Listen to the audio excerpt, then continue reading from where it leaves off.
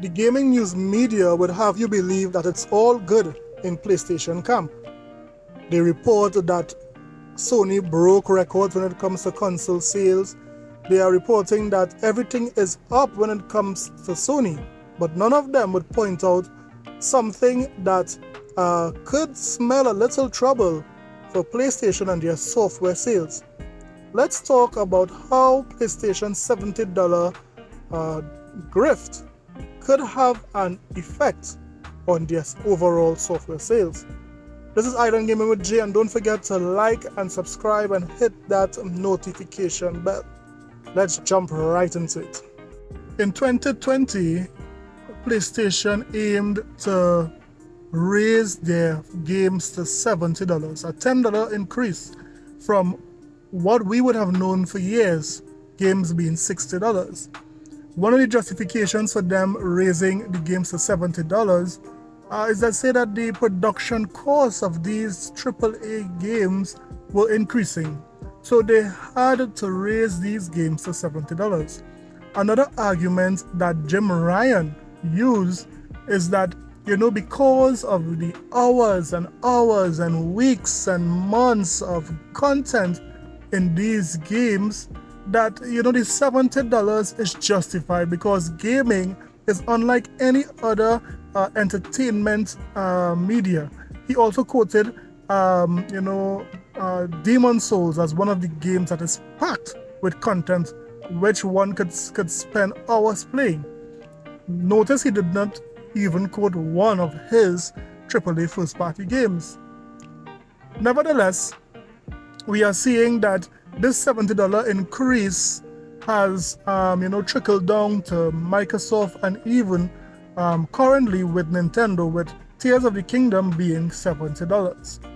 Well, some would think that because Sony is the industry leader, that they would see the bulk of software being sold at $70. But there is some alarming news for Sony and their higher ups because of that $70 price tag. Let's see what is being reported. New $69.99 price may negatively impact PS5 game unit sales, data suggests. Reports indicate that PlayStation users are buying less games, and Sony's data suggests that higher costs are a reason why unit sales have dropped. Software revenues were likewise at an all-time high. Data provided by Sony Corp indicates that PlayStation gamers spent $6.367 billion in combined digital and physical software purchases. Hardware is pulling in record numbers, and so is software. But overall game unit sales were down quite a bit for FY22, dropping to 264.2 million games sold, which represents a substantial 39 million drop in unit sales from a year ago. An uptick in hardware can typically lead to increased game purchases, but we're seeing a reduction in game unit sales accompanying the meteoric rise of console adoption.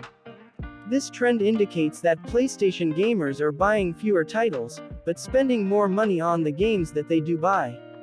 This is reflective of the higher $69.99 price tag associated with new PlayStation 5 games. In a results briefing, Sony management confirmed that third-party game sales had dropped in FY22, and data also shows a marked 38.6 million year-over-year reduction in third-party titles sold on the PlayStation Store for the period. So you heard it yourself.